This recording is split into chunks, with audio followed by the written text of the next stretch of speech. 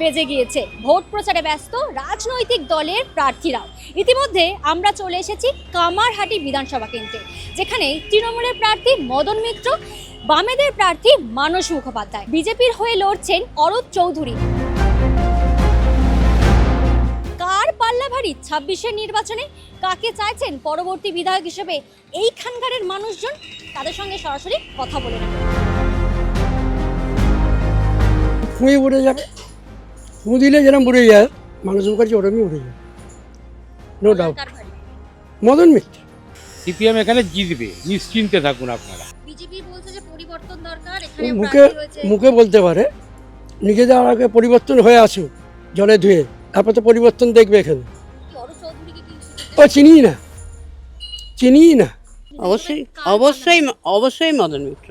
পরবর্তী বিধায়ক হিসাবে আমি ওই সিপিআইএম প্রার্থী মানস মুখার্জিকে এমএলএ হিসেবে দেখতে চাইছি। মিথ্যা আশ্বাস দেয়, 3,000 দেবে, 6,000 দেবে, ছাই দেবে, কিছু দেবে না।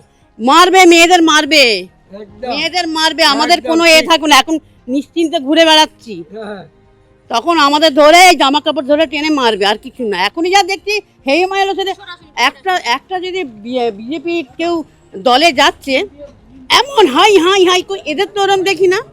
শান্ত স্বভাব চাই, এদের কোনো শান্তভাবে কাজ করে না। এবারে লড়াই হবে অত্যন্ত কঠিন এবং মানুষ তৈরি তার জবাব দিতে।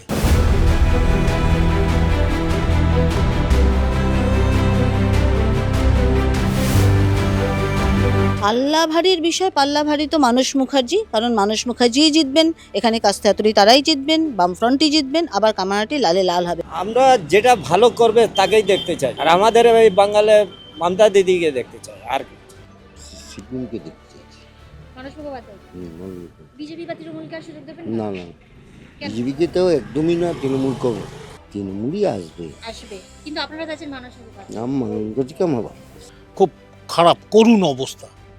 রাজনীতি দরকার, রাজনীতির নাম করে একটা অরাজক ব্যবস্থা, আতঙ্ক সৃষ্টি করা, সন্ত্রাসবাদীদের লোকের সঙ্গে, সমাজবিরোধী লোকের সঙ্গে রমরমা ব্যবস্থা মানুষ ধরে ফেলেছে। মদন মিত্র, মদন মিত্র। মানস মুখার্জি। কেন? হ্যাঁ, কেন? কিছু ভালো কাজ হচ্ছে না। চাইছি তো একটা ভালো লোক আসুক, আসলে আমাদের যাতে উন্নয়ন আর রাস্তাঘাট, ছেলে মেয়ের চাকরি বাকরি, বাড়ি ঘরদোর আমরা পাই।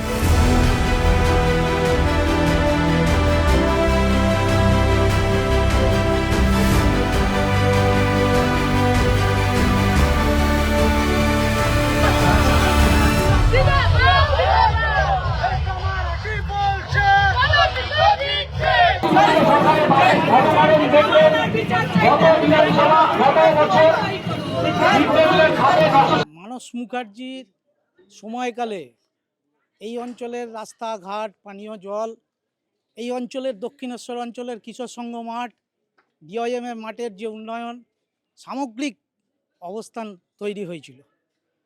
পরবর্তীকালে মানুষ মনে করেছে যে একটা সামগ্রিক অবস্থান তৈরি হয়েছে। তৃণমূল কংগ্রেস, বিজেপি, বিমল গুরুং, এই সামগ্রিক আদিবাসী সম্প্রদায়, এই সবটা নিয়ে সিপিআইএম তথা বামফ্রন্টকে সরিয়ে দিয়েছে। কারণ তৃণমূলের পক্ষে, একার পক্ষে সিপিআইএমকে সরানো কোনোদিনই সম্ভব ছিল না। 2011-তে হেরেছিলাম, তখন 34 বছরের শাসনের পর আমাদের মানুষ ভেবেছিল এদের সরিয়ে দিয়ে অন্য কাউকে দেখতে গিয়ে মানুষ যা দেখেছে, এবারে বিষপান করেছে। 15 বছরে সেইটা তো দেখেছে। শিক্ষা, স্বাস্থ্য কী অবস্থা। কি মনে হচ্ছে কামারহাটিতে আবার লাল ঝান্ডা কামারহাটিতে। মমতা বন্দ্যোপাধ্যায়ের যে কাজ, পথশ্রী থেকে আরম্ভ করে, পাড়ার সমাধান থেকে আরম্ভ করে, যে পশ্চিম বাংলায় 50 বছরের ইতিহাসে এসব কাজ হয়নি। মদন মিত্র এই অঞ্চলের মানুষের প্রেরণা। মদন মিত্র কামারহাটি বিধানসভায় 4র্থবারের জন্যে আবার বিধায়ক হবে। কাকে দেখতে চাইছি এটা বলা তো খুব মুশকিল। কাকে দেখতে চাইছি এইভাবে বলা যায় না। হ্যাঁ, আমাদের কাছে দেখলাম, সবাইকেই দেখেছি, এখন দেখা যাক। আমরা খারাপের মধ্যে ভালোকে বাছি, ভালোটার বাছি না।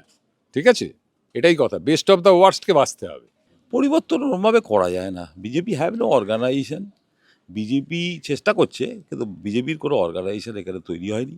হ্যাঁ, অর্গানাইজেশন তৈরি করতে গেলে 88,000 বুথ আছে, এবার অর্গানাইজেশন গ্রাসরুট লেভেলে বিজেপিকে যেতে হবে, এখনও অনেক যাওয়া পৌঁছানো বাকি আছে।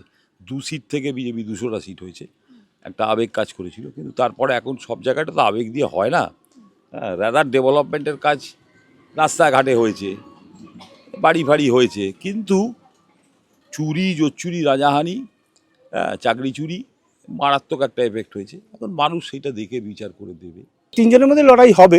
এখন কংগ্রেসে কে আসবে, নির্দলের কে আসবে, তারা আবার কিরকম, এদের থেকে বেশি কিনা তা তো বলতে পারবো না। তাও কি মনে হচ্ছে আপনি কাকে না, আমি ওইভাবে কোনো জাজেস করতে পারবো না বাবা। উনি বাবা আপনার তো নিজস্ব একটা ওপিনিয়ন থাকে। না, অভিনয় থাকলে আমি প্রকাশ করবো না, আমার ব্যক্তিগত মত।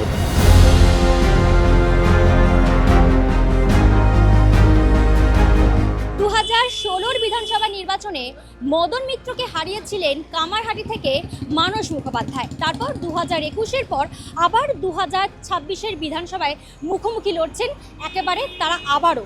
এবার এটাই দেখার বিষয় যে 26শে বিধানসভা নির্বাচনে ঠিক কী ফল হয় এই কামারহাটি বিধানসভা থেকে, কে জয়ী হয়ে বিধায়ক হয়, এখন সেটাই দেখার। ক্যামেরায় রতিন কুণ্ডুর সঙ্গে প্রিয়াঙ্কা পাত্রের রিপোর্ট, সংবাদ প্রতিদিন.in।